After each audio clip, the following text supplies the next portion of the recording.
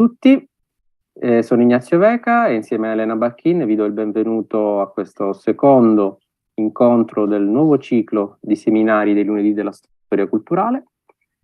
E il ciclo di quest'anno, che è cominciato a giugno e prosegue adesso in autunno con 3 nuovi incontri, si intitola Il riconoscimento culturale, identità, emozioni, habitus e stili, e intende riflettere con diversi ospiti che si occupano di argomenti molto diversi tra loro sul problema appunto della costruzione del sé, della costruzione culturale del sé attraverso una pluralità di processi. A giugno abbiamo ospitato Nathalie Zemon Davis che ci ha parlato della sua vecchia ricerca su Martin Guerre, e quindi abbiamo riflettuto sul tema della costruzione dell'identità. E oggi riflettiamo sempre sul riconoscimento culturale attraverso la dimensione delle emozioni, quindi la storia delle emozioni. E non è la prima volta che ci occupiamo nei nostri lunedì di storia delle emozioni. L'anno scorso abbiamo ospitato Thomas Dixon. Quest'anno siamo molto contenti di ritornare su questi temi perché la storia delle emozioni è una branca molto attiva negli ultimi anni all'interno della galassia della storia culturale, e lo facciamo oggi con un ospite d'eccezione che viene dall'altra parte del mondo, che personalmente ringrazio, come farà anche Elena, per la sua straordinaria generosità. Si è svegliato molto presto per essere con noi oggi. Il seminario di oggi si intitola Spaces of Nationhood, Emotional Arenas in Liberal Italy. E passo dunque la parola, anzi prima di passare la parola a Elena che ci presenterà i nostri ospiti, vi ricordo brevissimamente quali sono le nostre regole di ingaggio. Il seminario sarà registrato ed è attualmente trasmesso in streaming sui canali social come Facebook e YouTube. Quindi accettando di partecipare date il consenso alla diffusione online di questi contenuti. Per questo motivo vi preghiamo, anche per una maggiore disciplina, di silenziare i microfoni, e gli interventi che seguiranno dopo i nostri ospiti, il pubblico potrà partecipare naturalmente. Vi chiediamo di prenotarvi in chat oppure scrivere direttamente in chat le vostre domande e noi le leggeremo. Il seminario di oggi si svolge in forma bilingue, inglese e italiano, e quindi potete fare domande in inglese, in italiano, insomma come volete. I tempi sono sempre dentro l'ora e mezza, quindi avremo 40 minuti circa di intervento del nostro main guest, 20 minuti al respondent e seguirà una mezz'oretta per le eventuali domande dal pubblico. Bene, lascio la parola quindi ad Elena che ci presenta i nostri graditi ospiti di oggi. Grazie a tutti. Grazie Ignazio e buonasera a tutte e a tutti. È davvero un grande piacere presentare oggi i nostri ospiti. Mark Seymour insegna all'Università dell'Otago, dove è anche Head of Program di Storia. Molti di noi, insomma, molti lo conosceranno perché è un grande specialista di storia italiana contemporanea, con un focus particolare su quello che è la relazione tra esperienza personale, politica e diritto. Nelle sue ricerche si è occupato a lungo di sessualità, di gender, di emozioni. Ricordo solamente il suo libro, ad esempio, Debating Divorce in Italy, pubblicato nel 2006 con Palgrave, che va a studiare la lunga lotta per riformare il diritto di famiglia e il diritto matrimoniale in Italia. Mark ha poi pubblicato, è stato co-editor con Brady del volume From Sodomy Laws to Same-Sex Marriage, uscito per Bloomsbury nel 2019, ma il seminario di oggi partirà da quello che è il suo ultimo libro, che è uscito nel 2020 per la collezione Emotions in History della Oxford University Press.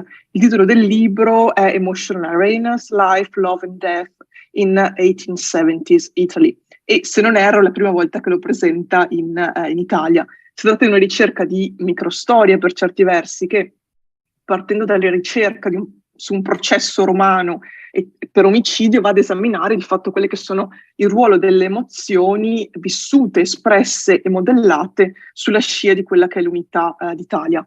Mark è stato anche co-editor di Modern Italy, la rivista pubblicata da Cambridge dell'ASMI. È stato co-editor, mi pare, fino a 2 anni fa, e al momento sta lavorando a una raccolta di fonti primarie sulla storia italiana, una cosa fondamentale per chi insegna italiano, soprattutto all'estero. Quindi è davvero un piacere avere qui Mark con noi questa sera. Il respondent è Alberto Mario Banti, che per certi versi non ha bisogno di presentazione, anche perché è tra uno dei fondatori del CSC, del Centro Interuniversitario di Storia Culturale, che va ad ospitare questi seminari. Insegna storia contemporanea all'Università di Pisa, è socio corrispondente dei lincei da luglio, se non erro. Tra le sue pubblicazioni, insomma, è uno dei principali esperti di storia culturale in Italia. Tra le sue pubblicazioni ricordo solamente La Nazione del Risorgimento, uscita nel 2000 per Einaudi, che è stata anche pubblicata da poco, tradotta da poco in inglese. Oppure ricordo L'onore della nazione, identità sessuale e violenza nel nazionalismo europeo dal XVIII secolo alla Grande Guerra, del 2005, che ha anche vinto il premio Cisco. E poi ricordo Wonderland, la cultura di massa, da Walt Disney e Pink Floyd, del 2017, uscito con la terza. Ringrazio anch'io molto Mark per la sua disponibilità, insomma, anche perché si è svegliato davvero all'alba per essere qui con noi. E quindi Mark, the floor is yours. Grazie. Buonasera a tutti e tutte e grazie Elena e Ignazio per il gentile invito. E ad Alberto per aver accettato il ruolo di discussant, e a tutti voi 25 persone vedo per la vostra presenza stamattina per me. Volevo presentare il paper in italiano, ma dopo 3 settimane con Covid e 3 anni senza un soggiorno in Italia, il mio italiano è abbastanza arrugginito e ho deciso che l'inglese per il paper almeno sarebbe meno rischioso. Inoltre, pensando a questioni di identità e impostura, forse anche più autentico. Allora faccio questa breve introduzione in italiano, poi assumo un'identità più anglosassone. Come preparazione per oggi ho riletto Il ritorno di Martin Guerre e ho ascoltato il seminario con Natalie Zeman-Davis di giugno. Ora mi sento un po' come Arnaud Dutil, un impostore con piedi piccoli che sta per inserirsi nelle scarpe più grandi del mio illustrissimo predecessore in questo seminario. Nello stesso tempo sono stato molto colpito dai molteplici legami fra la storia di Bertrand, Martin e Arnaud e il trio che sta al centro del mio ultimo libro, Emotional Arenas, su cui è basata questa presentazione. Posso controllare un attimo che voi vedete tutti il mio schermo? Ok, dunque cerco di cambiare. Ok, ecco. Dunque, permettetemi di cambiare ora in English so that I can tell you about this work as it relates to the seminar's themes, particularly identities and emotions. The concept emotional arenas developed as a kind of paradigmatic tool rather slowly while I explored the nexus between subjective elements like the self, emotions, and identities, and external aspects such as culture, social spaces, and even the nation in early liberal Italy. Incidentally, I've always thought of myself as a social historian first and foremost. What brought me to emotions was a simple historian's curiosity about how ordinary people felt in the past. Natalie Davis expressed that curiosity on the very first page of The Return of Martin Guerre when she wrote, we still know rather little about peasants' hopes and feelings, the way they experienced the relation between husband and wife, the ways in which they experienced the constraints and possibilities of their lives. The same could be said still about swathes of Italian social history, particularly, it seemed to me, in the decades after unification. My first book, Debating Divorce in Italy, was often about people in emotional strife. Those in bad marriages found themselves without an identity, without a voice, without a way to conceptualize their situations. They were very much at odds with intractable legal, religious, and cultural structures. Accordingly, one of my questions in history became, how do such subjective and personal feelings interact with the slower moving, more powerful social forces such as, appunto, law, religion, and culture? After debating divorce, I was left intrigued by the broader question of whether emotions could change over time. If so, could historians research and chart those changes and develop any sort of systematic conclusions? More personally, perhaps my own life course predisposed me to curiosity about this field. I've lived for long stretches of time in places of diverse emotional styles, to use Peter Stern's term: the United Kingdom, Australia, the United States, Italy, and for the last 18 years, New Zealand. By the way, scommetto che New Zealand is the least familiar of these places to most of you. So here's an image of my university and a map showing our location, a kind of Calabria of the Southern Hemisphere, perhaps. And I'm speaking to you dalle colline qui che si intravedono a sinistra in alto. In retrospect, I think these experiences in living in different countries were a form of subconscious anthropological fieldwork about emotions.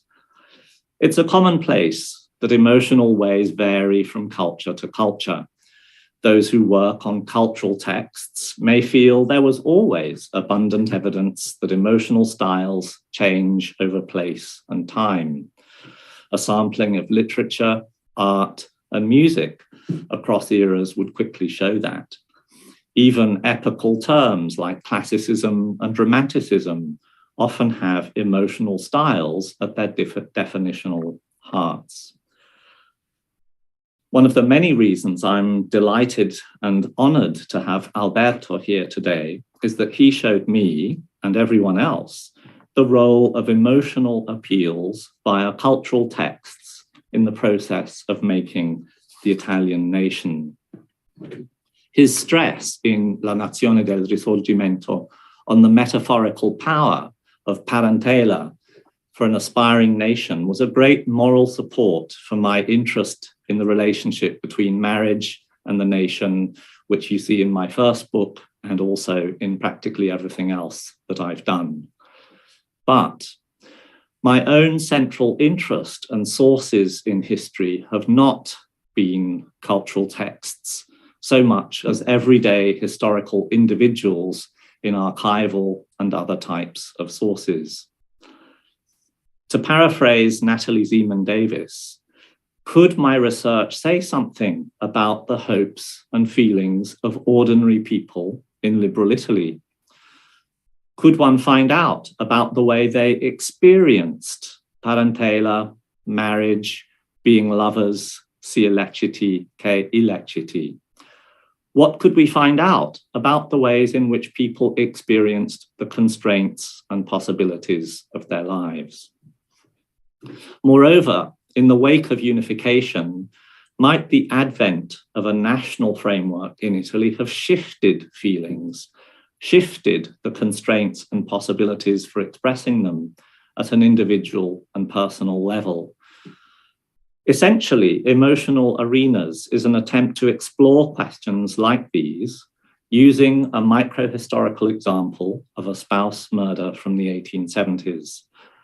My portal to the past, like Zeman Davis's, was the legal process, albeit more than 300 years later, and with a new source of legitimacy, public participation.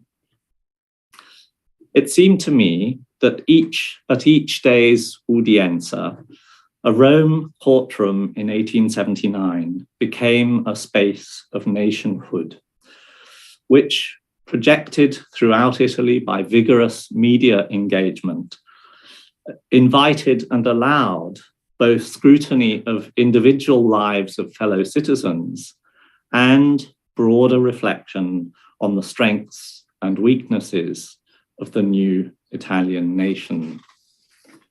So that's where I'm coming from today, both intellectually and in terms of my own personal navigation through life. Beyond that broad overview I've just given, the rest of my presentation falls into three parts, which I'll just adumbrate now. First, for anyone, and I'm sure most of you haven't read my book, I don't expect that at all, I will give a summary of the narrative nucleus of the book, the marital trio, the cast of characters, the narrative outline, and say something about my main sources.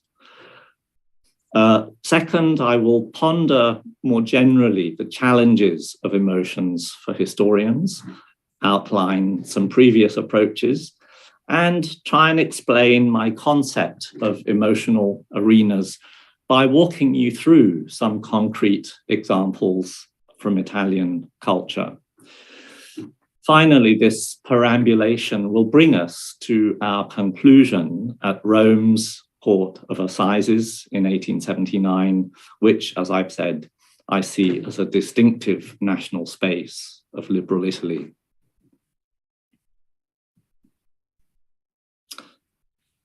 In 1878, Raffaella Saraceni, who was then aged 25, had already been married for 7 years. She had had no children, and separated from her husband, she had settled back into the home of her wealthy parents in Cassano allo Ionio, northern Calabria. It's near Castrovillari, in case you don't know it. Far from being disgraced or constrained by her marital status, her separation, Raffaella appears to have enjoyed a rather rich social life with regular soirees that were so lively that they generated commentary, praise, criticism, curiosity from local townsfolk. These people reported a great deal to me and to the police about social culture in 1870s Calabria. Raffaella's husband was Giovanni Fadda, originally from Cagliari. In 1859, he had volunteered to fight for his king, Victor Emmanuel II, in the battles excuse me, in the battles against Austria that led to Italian unification. In the process, he was wounded, received a Medal of Valor, and he was retained in the army with a job as quartermaster or fudiere. He married Raffaella in Naples in 1871. So you can already see how, to me, they represented the new brave face of liberal Italy, quite cosmopolitan, Calabria, Naples, Cagliari, and so on. That trend continued because during the marriage, Fadda led a peripatetic life with posts in various challenging frontiers of the new kingdom, particularly in Sicily and the Abruzzo. The discomfort of this peripatetic life was one thing that Raffaella did not like about the marriage. Another was that she is said to have found Fada sexually inadequate. Indeed, it was later discovered that the wound he received at the Battle of San Martino, the wound that made him a hero in the eyes of the Italian army, also very probably compromised his virility. In any case, Raffaella spent far more time of her marriage living with her parents than with Fada. In September 1877, after 6 years of marriage, the army moved Fada's job to Rome. Fada loved being in the new capital. He felt he'd finally arrived after those challenging outposts on the nation's fringes. He also thought that it was time now for Raffaella to join him. When she refused, using various pretexts, he lost the normal emotional cool he expressed in all his letters.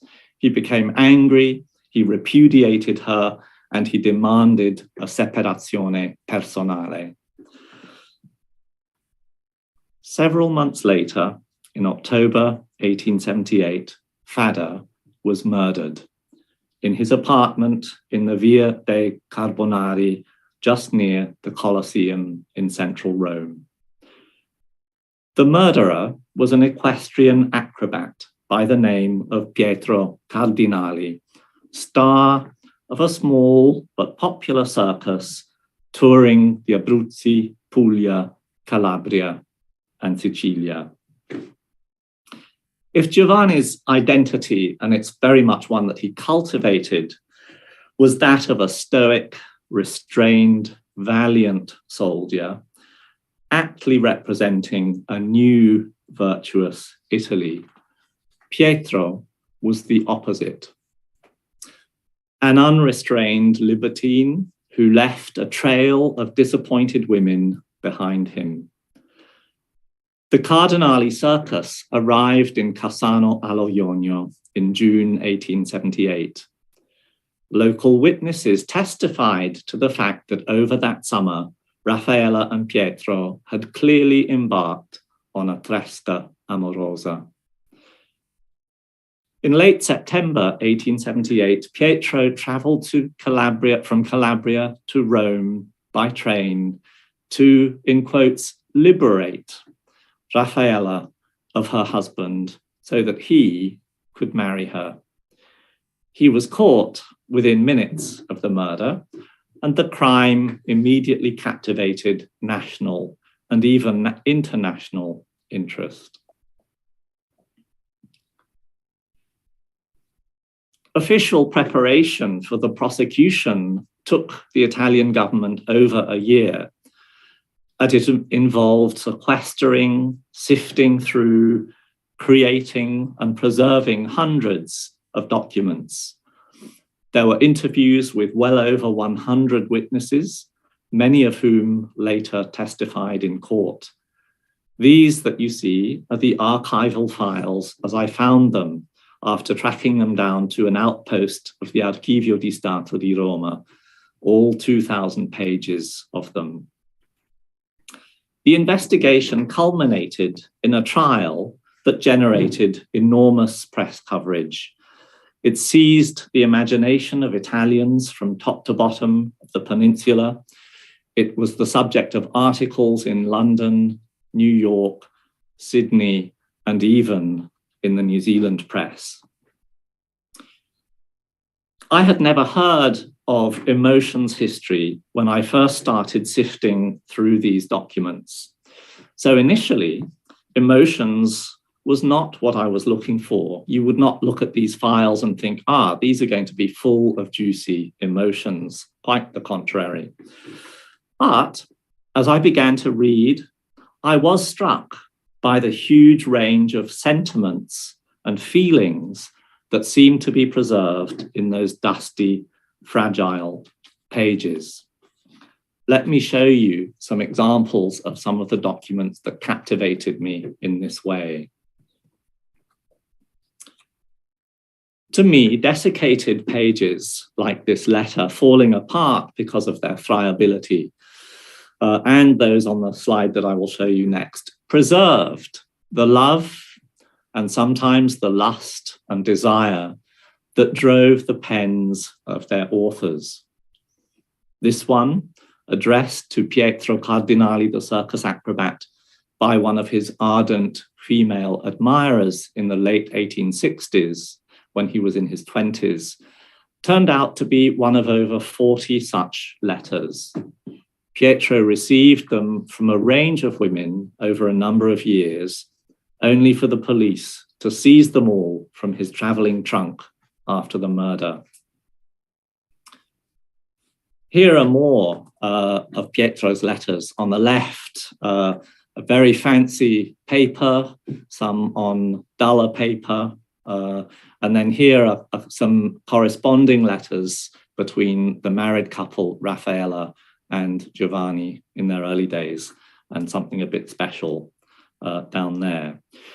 All these letters express a great range of emotions and feelings: love, desire, rancor, boredom, frustration, grief, and so on. The series of Giovanni's letters at the top were written after his mother's death. A couple of decades ago, cultural historians like Roger Chartier, a guest on this seminar last year, and even more, his colleague Cécile Dauphin, stressed the social constructionist line of cultural history, warning that such documents could reveal only more about cultural rules than they could about their writers' interior states. I did learn much from these scholars' insights, but I also felt constrained by them. And ultimately, I felt that the identities behind letters like these that you see before you, identities shone so diversely, so individually, that they defied such austere interpretation.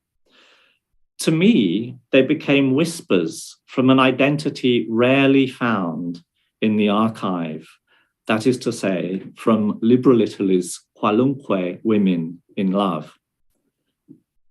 As to identity in the traditional sense, these women all kept their names very well hidden.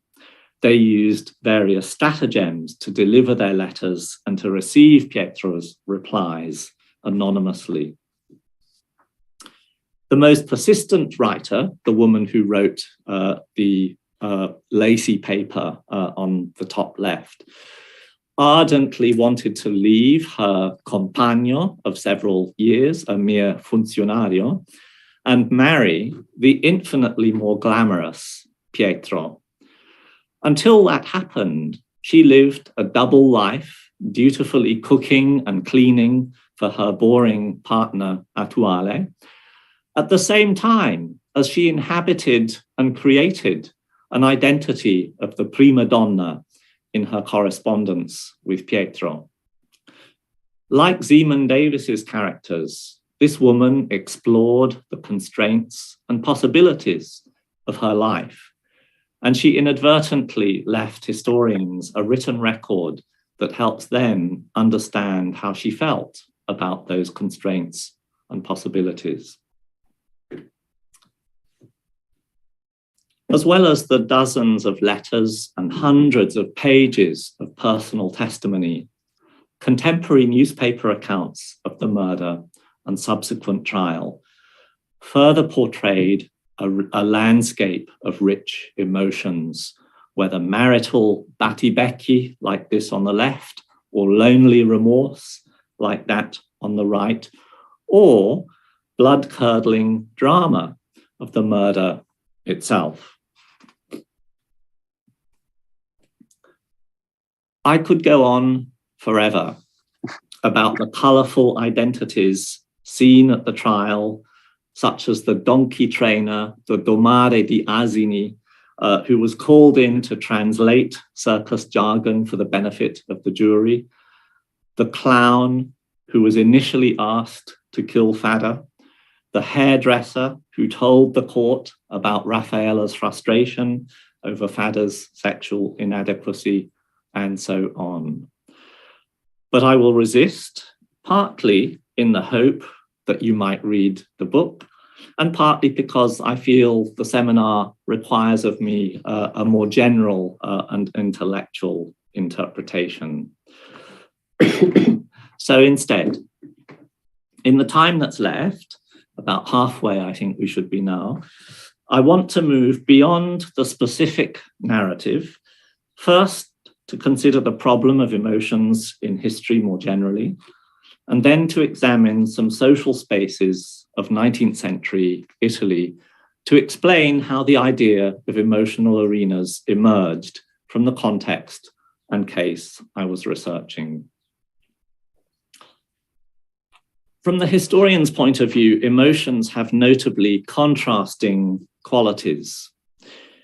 They're usually evanescent. They disappear after they've been felt, and they often evade archival preservation as such. Even when they are caught, like lucciole in a glass, they can be difficult to make sparkle again, to illuminate, to bring back to life. Yet, on the other hand, emotions are clearly fundamental to the way human lives and societies unfurl. And thus, emotions are fundamental to understanding the past. These qualities make emotions both challenging and vital for historians. Compared to other humanists, our discipline was tardy about tackling them. But since late last century, scholars such as Peter Stearns, William Reddy, Barbara Rosenwein, Thomas Dixon, to name just 4 prominent figures, have successfully pioneered an emotional turn in history.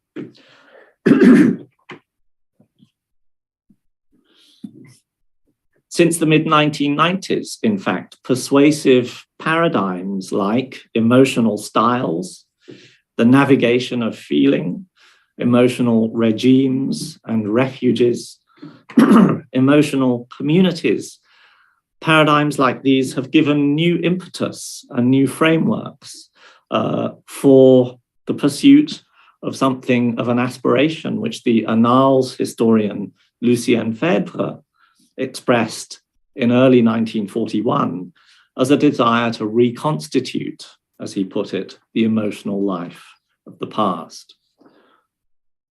As far as I'm aware, not a huge amount of work has yet been done on modern or contemporary Italy.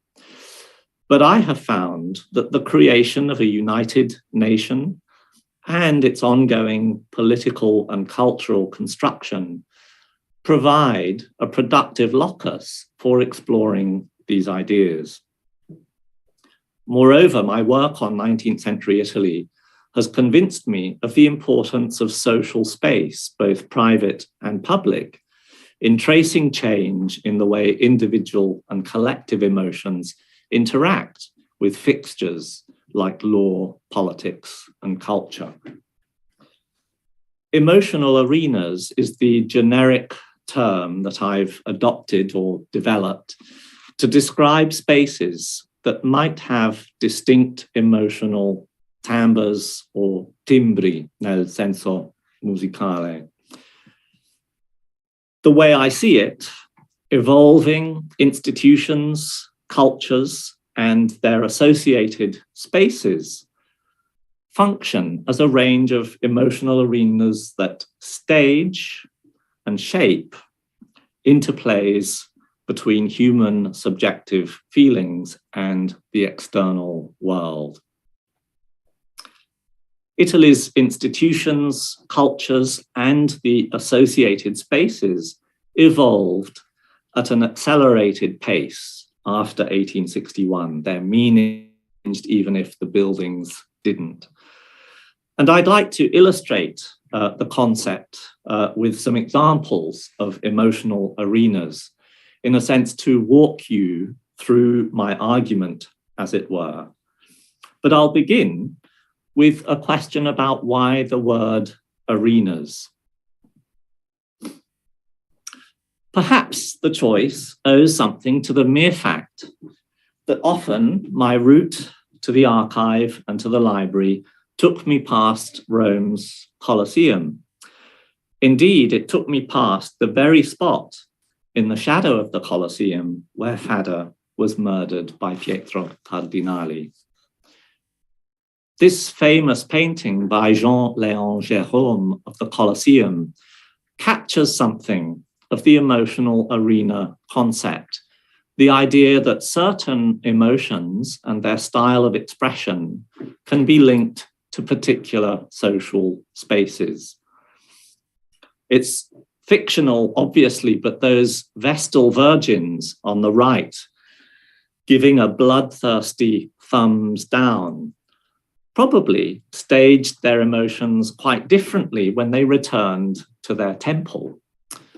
In Gérôme's imagination, their emotional expression was tied to the arena in which they found themselves when he painted that painting, be it a temple or a Colosseum. Pressed further, we might say that these figures adopted different emotional identities according to the social space they inhabited. A more direct reason for choosing the word arena is that Pietro Cardinali's circus was also an arena, a modest descendant of the great amphitheatres of Rome. It may have been modest, but like the Colosseum, it was the site of intense emotions. I know this much more directly than I know anything about the emotions that were felt or expressed in the Colosseum, because witness testimony bristles with stories about how Cardinali would select certain women in the audience for intense eye contact. Because in a circus, the audience is also part of what the public watches, witnesses were able to describe the process that Cardinali used. And as those letters we saw earlier testify, many of the women he selected fell in love with him. One of them, it seems, was Raffaella Fadda. In the broadest sense, I use the term emotional arena to denote contemporaneously existing but defined social spaces where the experience and expression of emotions and the way they are felt and expressed are likely to follow distinctive patterns. Modern examples might be social spaces as familiar to us as homes, schools, lecture theatres, piazze, public buildings, theatres, airports, even Zoom rooms. I invite you to see all these spaces as arenas in which both the experience and expression of emotions are likely to follow patterns distinctive to those spaces. Even though the distinctions may be subtle, when they are transgressed, we all notice. Personally, I did not draw too heavily on Bourdieu's notion of habitus, but to the extent that it describes socially ingrained habits, the emotional arena meshes quite well with the habitus concept. So to sum up this section, I hope the term emotional arena can prompt us to look at subjective and collective emotional experience as deeply linked, deeply imbricated with individuals traversing of a range of distinctive, historically changing, and sometimes competing emotional arenas. Often, they might do this many times in the space of a day. Tying once again to the theme of the seminar, it could even be said that different emotional spaces or arenas require us to make subconscious micro adjustments to our personal identities as we traverse different social spaces. Next, and penultimately, I will seek to persuade you of the value of emotional arenas as a way of giving some physical outlines to an inherently amorphous and evanescent historical subject like emotions. I'll do so with examples from the context of 19th century Italy, beginning with a classical social space of the epoch, and of course with due acknowledgement to Carlotta Sorba, who I've never met, but who I have read very closely. This is, of course, the theatre, and more specifically, the opera theatre. The theatre was a space where emotions were literally staged, where the audience attended in the hope of having their heartstrings gratifyingly pulled. If they were disappointed, they might throw objects like tomatoes as signs of their emotional disappointment. The opera-going public, which, as we know, was by no means only an elite one, grasped that the theatre was a distinctive emotional space. Within it, they behaved and probably experienced their feelings in ways distinctive to that social space. The morning after a night at the opera, many of the audience may have gone to mass. Churches are also spaces of emotion, but the feelings parishioners experienced in such an arena were likely to have been different from those of the opera the night before. The ways people expressed their emotions, however intense they were, almost certainly differed from the ways of the theatre. No applause, no cheering, certainly no throwing of tomatoes at the priest if you disagreed with his sermon. In short, a different emotional register held sway,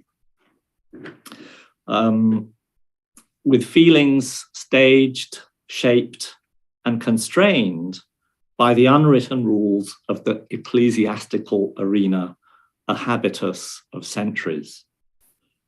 This pair of examples, the opera and the church, illustrates how historical subjects might traverse from one emotional arena to another, feeling and behaving in ways that were distinctively staged and at least to some extent shaped by the boundaries of the spaces themselves. Theatres and churches were long-standing institutions by the time Italy arrived at unification. Although the emotional styles associated with them changed over time, as examples, they serve my purpose by illustrating how the idea of emotional arenas helps us to visualize the contours of society's emotionally variegated landscape. That's very difficult to see for historians through archives, but if we start thinking about buildings and spaces, it really helps. So by breaking down that landscape into emotionally distinctive arenas, we might be able to develop a firmer grasp on what it means for historical actors to navigate, to use Reddy's phrase, to navigate their feelings between emotionally discrete arenas in a given cultural and historical context.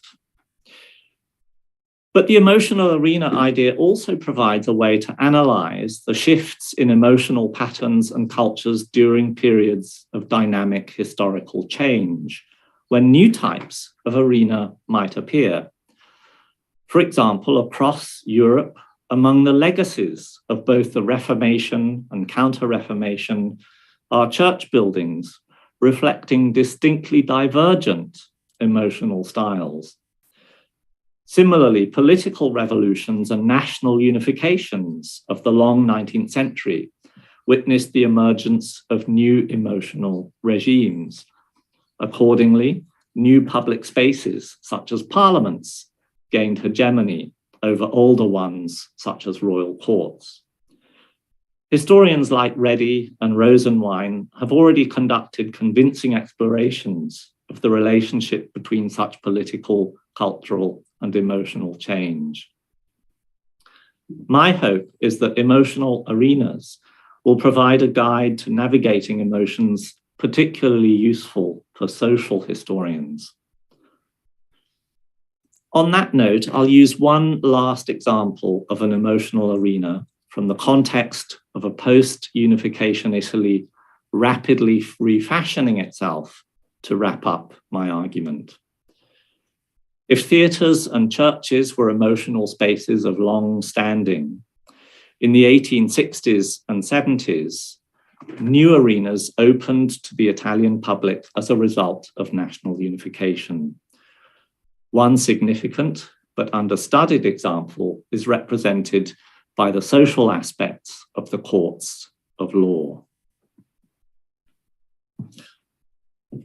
After unification, the Italian legal system instigated more systematic public involvement in trials as part of a strategy to underpin the new liberal regime's political legitimacy. Juries were introduced, as was the public audience, which, scandalously for some, now included women. As a result, after a Saturday evening at the opera and a Sunday morning in church, on Monday, members of the same public in any city in Italy may have assisted at a trial. They might have been members of the jury, or just curious observers, or they may have been plaintiffs or even defendants. In any of these roles, they're likely to have experienced intense emotions. In the early days, the court would have been an unfamiliar emotional arena that had the potential to stage and shape feelings in new ways.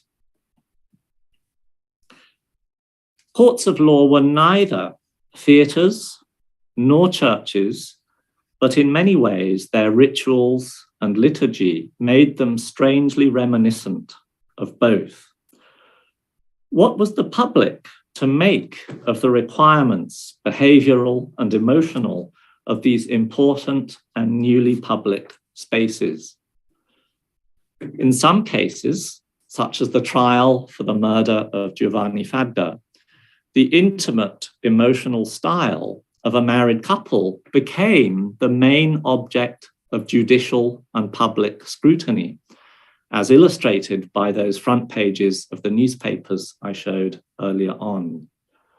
Homes, lives, loves, desires, jealousies, all these evanescent things were picked apart and reconstructed by courts so that they became a form of spectacle that was as dramatic for the public as any opera, yet in an atmosphere as serious and sober as any church.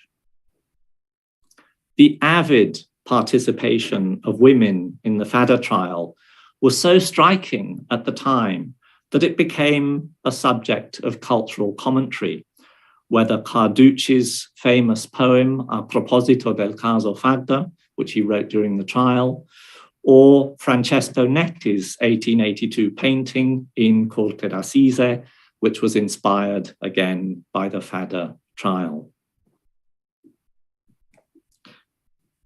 Sometimes it was very difficult for the authorities to control the emotional atmosphere in courts, and occasionally we would see a trial that inspired such excitement that rowdy scenes broke out among a public eager to obtain a seat.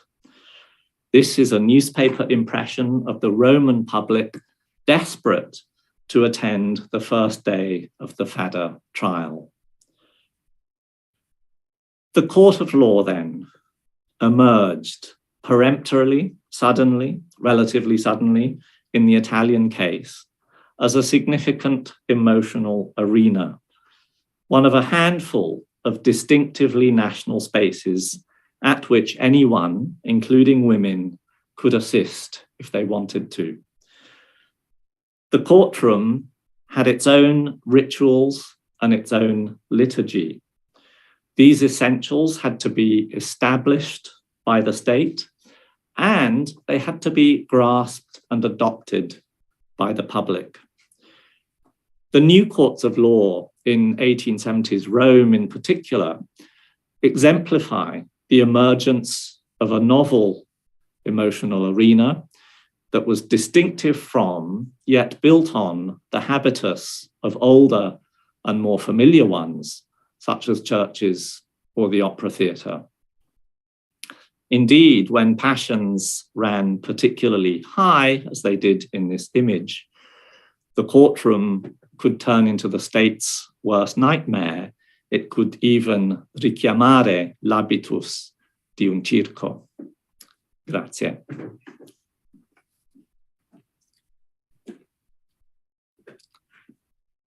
Grazie Mark. Grazie mille per questa bellissima presentazione molto chiara del suo lavoro e delle diverse implicazioni molto interessanti di questo lavoro. Io passo adesso la parola al nostro respondent, Alberto Banti, che avvierà la discussione con un suo intervento. Prego Alberto. Grazie Ignazio, e grazie Mark per la presentazione. Anche a me è piaciuta molto, come è piaciuto molto il libro Emotional Arenas con il sottotitolo Vita, amore e morte negli anni 70 in Italia, quindi temi ad alta temperatura emotiva. Allora Mark ci spiega che venendo da uno studio sulle emozioni suscitate intorno alla questione della separazione, divorzio, era molto interessato anche alle tracce documentarie lasciate da singoli individui e al mondo emotivo che singoli individui potevano aver attraversato. E ha trovato una soluzione metodologica brillante nel libro, coniugando una impostazione microstorica molto consapevolmente sperimentata con un'analisi che dal singolo caso, diciamo dal triangolo Giovanni Fadda, Raffaella Saraceni, Pietro Cardinali, poi si sposta in contesti più ampi che coinvolgono un gran numero di altri attori, il circo, naturalmente il tribunale, le corti giudiziarie di cui abbiamo parlato adesso, la stampa che dà conto insomma dell'andamento di questo caso di cronaca nera e giudiziario, e con molti attori che poi rielaborano e rinarrano, riraccontano tanto il caso quanto le emozioni che si addensano intorno al caso. E ci sono un sacco di aspetti interessantissimi, fra cui il fatto che Pietro Cardinali diventa quasi una star, una celebrità e riceve tutta questa quantità di lettere, pure è interessante, una micro celebrità in un periodo in cui la politica delle celebrità comincia a prendere forma. Ecco, detto questo e detto che ho molto apprezzato il libro, alla fine proporrei a Mark due considerazioni, forse tre. Una è un pochino usurata, però bisogna tornarci per forza. Ed è una questione collegata all'impostazione microstorica. Cioè, quanto è rappresentativo sto caso? Cioè, questo caso di questo triangolo, l'omicidio e poi il caso giudiziario, quanto è rappresentativo in effetti? Questa è una domanda che è ossessivamente accompagnata dalla parabola della microstoria, ma sono convinto bisogna ritornarci. Perché da un certo punto di vista questo triangolo è un triangolo assai esotico anche per l'Italia del XIX secolo. Perché noi abbiamo un sardo, che è un eroe di guerra, quasi sicuramente impotente, che incontra a Napoli una calabrese e lì si sposano. E poi lui fa i viaggi che si diceva deve fare per lavoro, lei adduce la ragione di voler stare accanto alla madre, quindi non lo segue, e la loro relazione comincia poi a diventare complicata, ma insomma è strano questa coppia. un sardo eroe di guerra impotente che va a pescare una calabrese a Napoli. Quante volte succede nel XIX secolo un caso di questo genere qui? Per di più poi con il nerboruto del circo che diventa l'amante di Raffaella e parte in treno per andare a ammazzare il Giovanni Fadda. Mi chiedo, è chiaro che c'è un grande interesse del pubblico, no? per questo caso, ma non è che l'interesse del pubblico è della stessa natura che può essere suscitata di fronte alla notizia che in città è arrivata la donna cannone, cioè una cosa talmente esotica che scatena delle emozioni non standard. Cioè, non è che per caso l'interesse rivolto a questo caso ha una natura effimera e presto magari viene archiviato fra le curiosità, i fatti vari e viene dimenticato. Adesso non so qual è la risposta standard dal fronte microstorico. Noi studiamo l'eccezionale normale. Ma come facciamo a stabilire qual è l'eccezionale normale? Cioè, come faccio a essere sicuro? Io sono convinto, faccio un po' l'avvocato del diavolo, ma insomma, come faccio a essere sicuro che il triangolo Fadda, Saraceni, Cardinali sia normale mentre è eccezionale, che il lato esotico non spinga verso una direzione veramente solo eccezionale, che in questo caso qui sia eccezionale invece che eccezionale normale? E questo è il primo punto.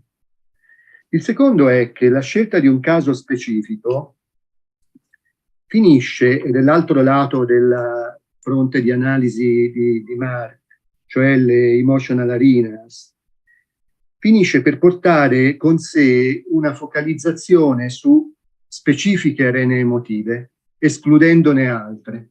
Per dire, fra le arene emotive che giustamente Mark ha ricordato, il teatro e la chiesa sono abbastanza in secondo piano o quasi del tutto assenti nella vicenda Fadda, Saraceni, Cardinali, mentre sono importanti come emotional arenas, in questo caso, lo spazio privato di un matrimonio, lo spazio dello spettacolo circense e che tipo di emozioni si creano, soprattutto intorno alla figura di Pietro Cardinali, il significato che si attribuiscono agli amori illeciti, sia sulla stampa sia nelle lettere private,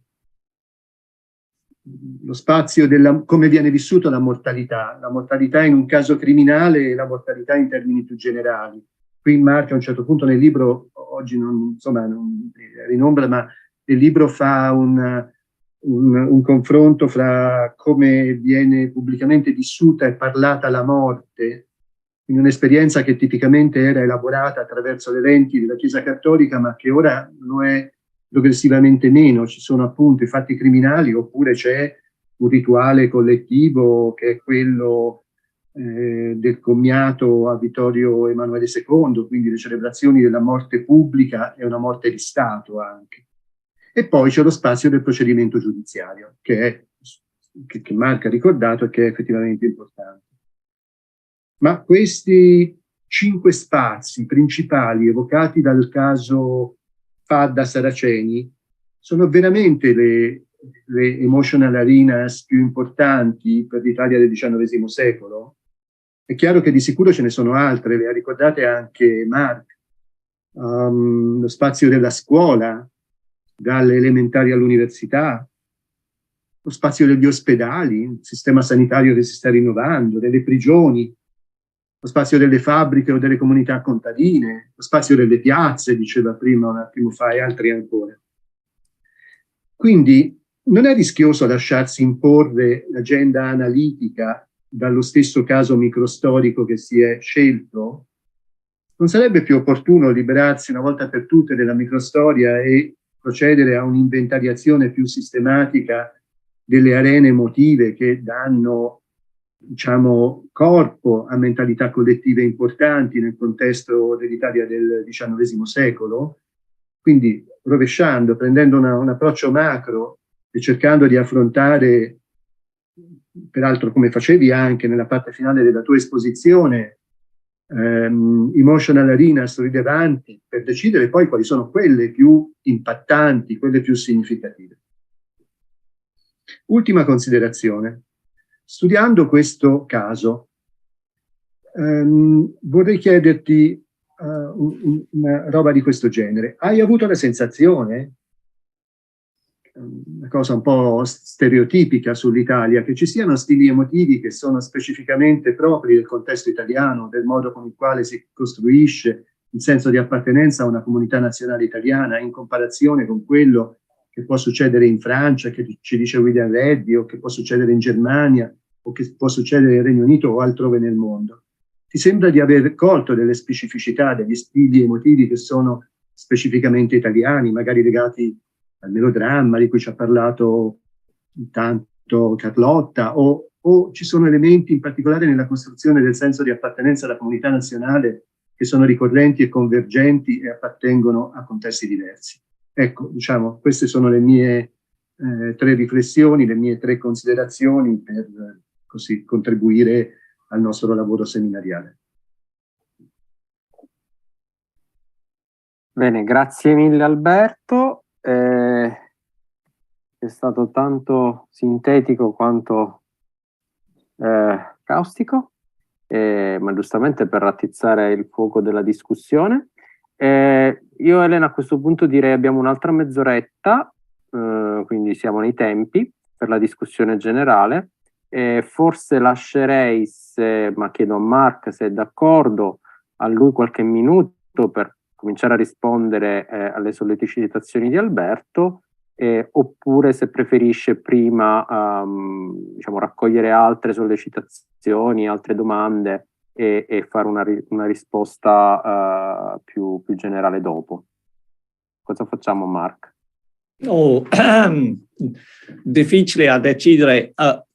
La prima cosa che non vorrei dominare questi ultimi 27 minuti che ci rimangono, anche perché le domande molto giustificate di Alberto illustrano soprattutto quello che volevo dire con questo libro, che non rispondere in un modo, how do you say, watertight alle domande, ma aprire un'arena di possibilità di ricerca.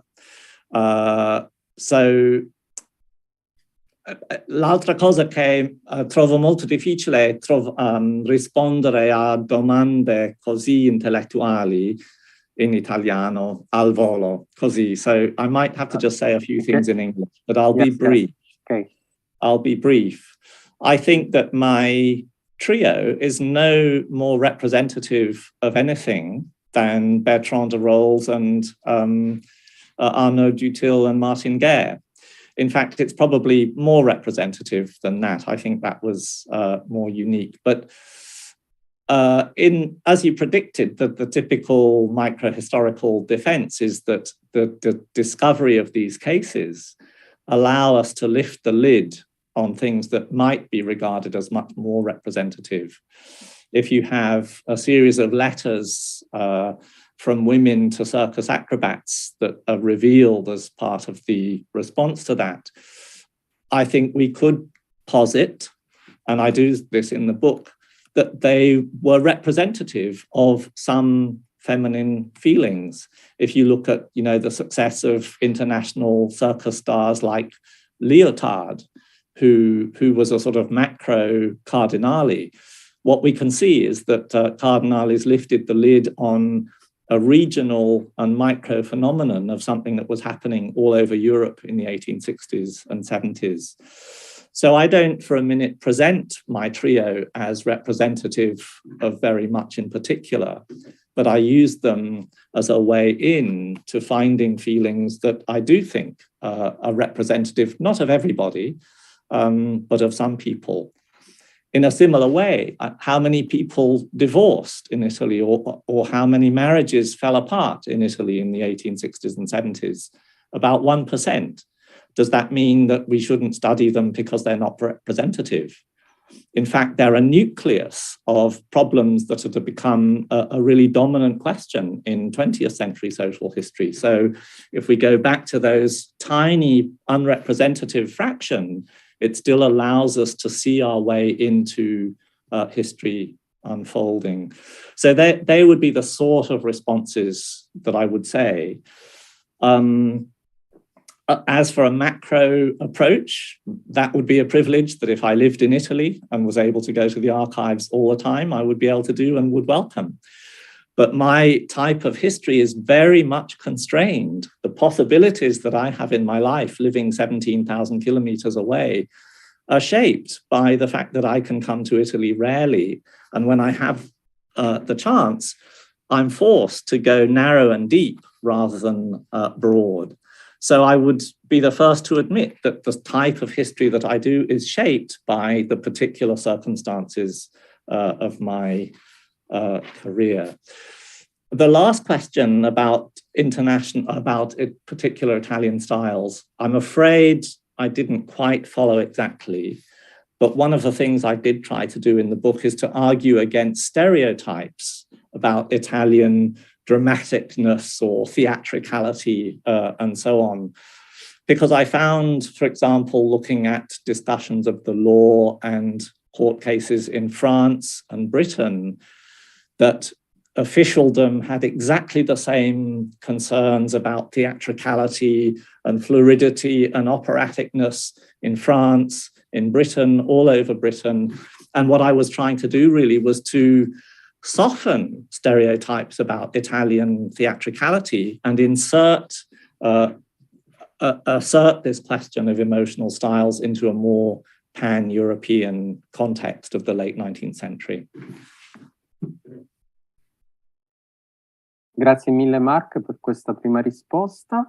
Dunque io a questo punto aprirei la discussione a tutti i partecipanti. Chi volesse intervenire, come ho detto prima, è pregato di prenotarsi in chat o scrivere direttamente la sua domanda in chat e in questo modo noi gli daremo la parola e potrà intervenire. Prego, c'è un'alzata di mano. Carlotta.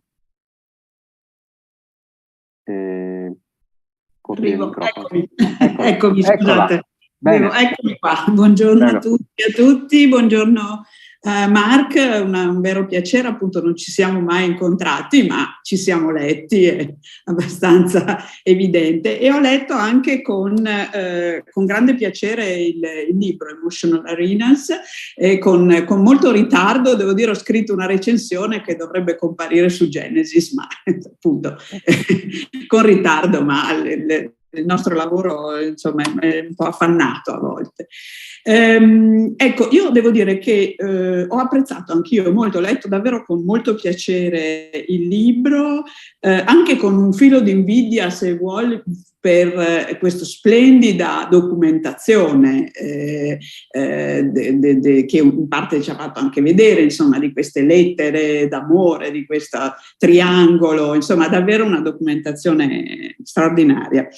E l'idea stessa di Emotional Arenas mi è sembrata utile, mi è sembrata convincente, e utile e convincente anche diciamo per cercare di applicare o di ragionare con metodi e prospettive di storia delle emozioni in una narrazione storica più ampia, cosa che spesso non succede, nel senso che i libri di storia, molto spesso i libri di storia delle emozioni si concentrano molto sugli elementi metodologici e talvolta non colgono, diciamo, una narrazione più ampia, e non è questo il caso del volume, che invece da questo punto di vista è molto interessante. Allora, viene anche a me, viene quasi la voglia di rispondere, insomma, le domande che ha fatto Alberto sono davvero domande molto grosse e che riguardano la prospettiva microstorica in generale. Ma io volevo fare invece una domanda molto più semplice, che si ricollega però a quello che diceva Alberto sulla pluralità delle emotional arenas, cioè sul fatto che sulla scelta e anche l'ampiezza di altre. Ecco, una di queste, secondo me, una di quelle che mi ha interessato di più nel libro, ma che allo stesso tempo non è tematizzata in quanto tale, è l'arena mediatica. Cioè l'arena mediatica, i giornali sono un protagonista, i giornali non solo, le immagini, no? Il clamore mediatico che questa vicenda produce, è al centro del libro, ma è più, come dire, uno strumento e non è mai affrontato in quanto tale, non so come dire. Ecco, questo mi chiedevo perché appunto non hai messo anche, perché tutto sommato questa idea di emotional arena non è legata strettamente a degli spazi fisici, ma anche degli spazi, voglio dire, la famiglia, no? Il matrimonio, quindi ci potevano stare anche i media, i giornali. Piacere di conoscerla, è un grande privilegio. Ho letto, ci siamo letti come dice. Sì. Questa è una cosa molto interessante. Ovviamente la media è stata una cosa fondamentale per la mia ricerca. Ho sofferto una specie di shock durante la scrittura di questo libro perché un concorrente americano ha pubblicato un libro che si chiama Murder and Media in the New Rome, in cui lui usa la media e questo assassinio per scrivere un libro. Dunque il suo territorio è diventato la questione della media. E non potevo e non volevo step on his toes too much. Secondo me non ha fatto un lavoro brillante, però ho evitato un po' di trespass, come si dice, di poach on his territory. But non c'è dubbio che the newspapers are a sort of emotional arena, and I think in a way from imagined communities, Benedict Anderson in the 1980s really established that as an aspect of what the media does. And so to me, for various reasons, Benedict Anderson and this other book, it needed much less historical consideration from me because I felt that it had already been done to a large extent. And in fact, I relied on both Anderson's concept and Thomas, I can't remember his name, sorry, a Freudian lapsus. I've wiped the name of my concorrente, but I felt that it had been much more thoroughly looked into. So I went into other areas. That would be my initial response to you, Carlotta. Thank you. I hope that helps.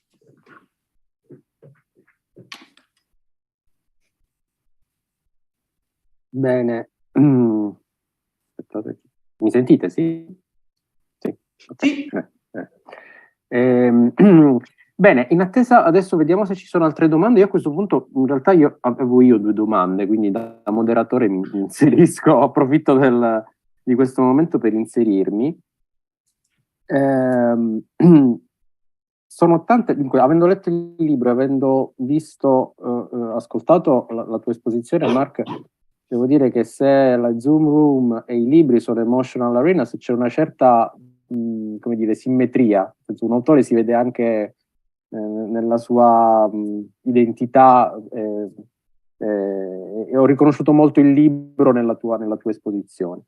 E quindi le mie 2 domande che ho, la prima riguarda, e forse in parte si ricollega a quello che chiedeva anche Alberto sulla specificità di queste arene emotive, quali sono più in ombra o quali più diciamo sotto i riflettori.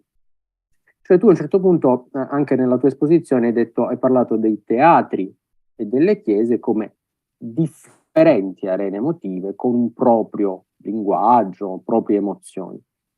Ecco, ma se io penso, insomma, per quello che conosco l'Italia e l'Europa del XIX secolo, mi capita di pensare che in realtà queste arene emotive sono molto porose tra di loro, cioè si intersecano molto. Tu hai fatto vedere un'immagine di una chiesa, una classica basilica post-tridentina, ordinata, no? Beh, le chiese dell'Ottocento in Italia non sono affatto così. Ci sono dei riots dentro. Le prediche dei sacerdoti, e questa è una cosa che viene dibattuta nel corso dell'Ottocento, nel senso che la nuova eloquenza viene accusata proprio di questo, cioè di trasformare le chiese in teatri. Ecco, faccio questo esempio semplicemente perché la mia domanda generale è: hai riflettuto sulla porosità di queste arene emotive, su come si contaminano a vicenda? E questo forse appunto non ci farà fare una lista di priorità, insomma, quali sono le arene emotive più importanti, ma forse ci dà l'idea di come le emozioni circolino tra queste arene emotive e di come la contaminazione tra loro forse può essere più importante per capire quali sono le emozioni standard e quelle non standard. Prima domanda. Seconda domanda, e questo mi è venuto in mente proprio ascoltandoti oggi. Tu ci hai fatto vedere diverse immagini, hai parlato di queste arene emotive, mettiamoci anche i giornali, i media, anche se diciamo, non piace tanto, però diciamo, per entrare in queste arene emotive, tu naturalmente hai tinto a delle fonti, a delle espressioni di attori. La mia domanda è: come a teatro, questi attori, diciamo, sono partecipi nel loro sguardo, lo sguardo di chi osserva un'arena emotiva? Pensiamo a una litografia delle tante che ci hai mostrato, no? Lo sguardo è esterno e interno. Ti sei interrogato su questo? Hai trovato riscontri su questo problema? Voglio dire, chi sta dentro un'arena emotiva, un po' una domanda antropologica se vogliamo, ma chi sta dentro l'arena emotiva si comporta in un certo modo, adotta quelle emozioni che l'arena emotiva gli suscita, seguendo il tuo discorso, ma per esempio sui media c'è uno sguardo anche dall'esterno. Ecco, questo gioco interno-esterno l'hai potuto percepire nella tua ricerca? Grazie. Sorry again, do you mind if I reply in English?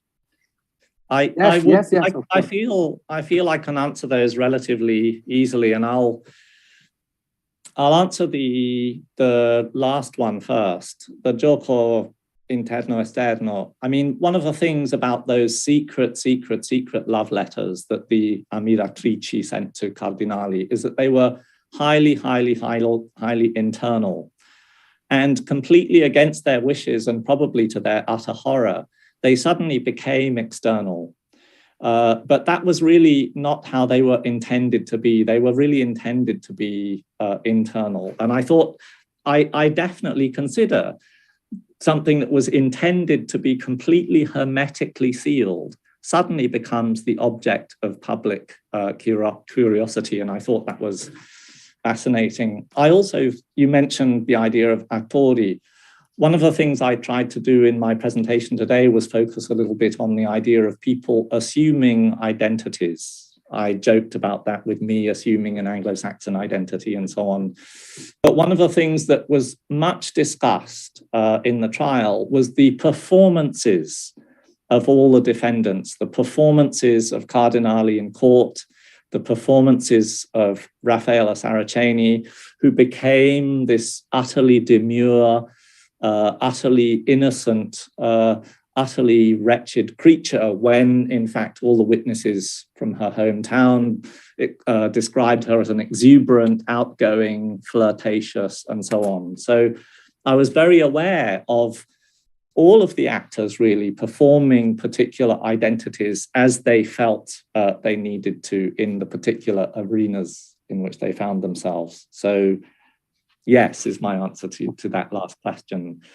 As for porosity, I feel maybe I didn't explain myself as well as I should, but in a sense, my whole point about the church, the theatre, and the court was in fact their overlappingness.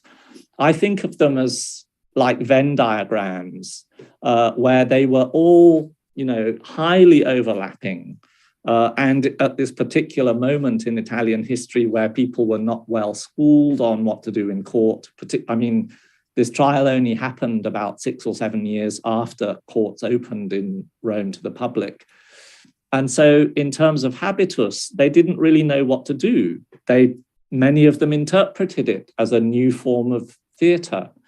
One of the things that we see very clearly in the judges' circulars is about how the court personnel should invigilate a new type of emotional arena. So in a way, the state was very aware of that porosity, and it was trying to make the boundaries less porous. That's part of my argument, I think. So that porosity overlap, I was highly conscious of that, and I tried to deal with it in the book, probably better than I did this morning or this evening. Okay. Thank you very much. Elena, sai per caso se su Facebook abbiamo qualche reazione? Scusaci Mark, ma la nostra, essendo una multimedia event, abbiamo controllare... Curiosità di Gabriele Tigani. Ecco, sì. If you want to read or... How did you come across this strange case? Grazie, bella domanda. Cerco di esercitare un po' il mio pessimo italiano, mi sento un po' in imbarazzo che non riesco a rispondere. Dunque, questo è abbastanza chiaro. Nel primo libro sul divorzio, mio supervisor ha suggerito di fare una ricerca a tappeto sui giornali dell'epoca della prima proposta per una legge di divorzio nel 1878, per vedere se contemporaneamente nei giornali c'erano dei casi clamorosi di matrimoni crollati o falliti.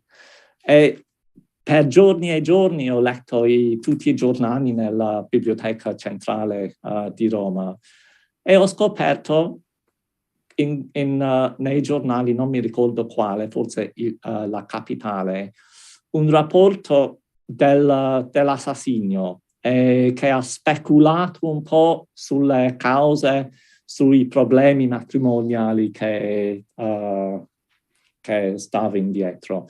E ho incorporato questo caso in 1 pagina, 2 pagine del primo libro.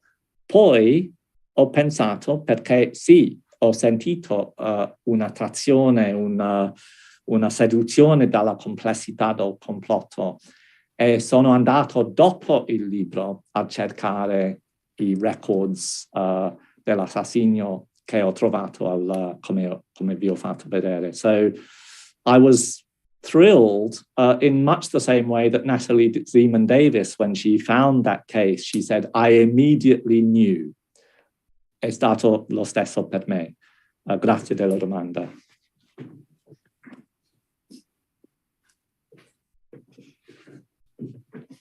Bene, grazie. Siamo nei tempi più o meno, nel senso che l'ora e mezza sta quasi finendo. C'è forse il tempo per, se qualcuno vuole intervenire, per una last question, altrimenti non mi resta che ringraziare ancora i nostri ospiti e insieme a Elena ringraziarvi tutti i partecipanti di questo secondo appunto incontro dei Lunedì della Storia Culturale, e ringraziando ancora una volta tantissimo Mark Seymour per la sua generosità incredibile.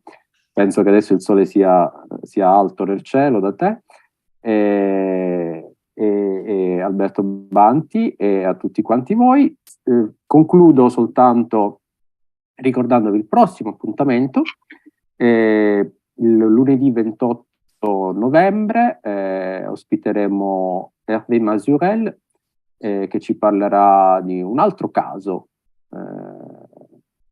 diciamo, un po' per caso, ecco, scusate il gioco di parole, un po' per caso stiamo collezionando tanti casi, magari per buttarli tutti dalla finestra alla fine del nostro percorso, ma sono casi molto interessanti. Ci parlerà Hervé Mazurel del caso di Caspar Hauser, un caso di appunto di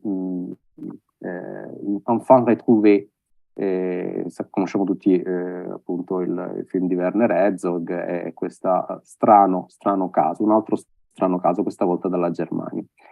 Bene, ringrazio tutti, vi auguro una buona serata insieme ad Elena e arrivederci per chi vorrà alla prossima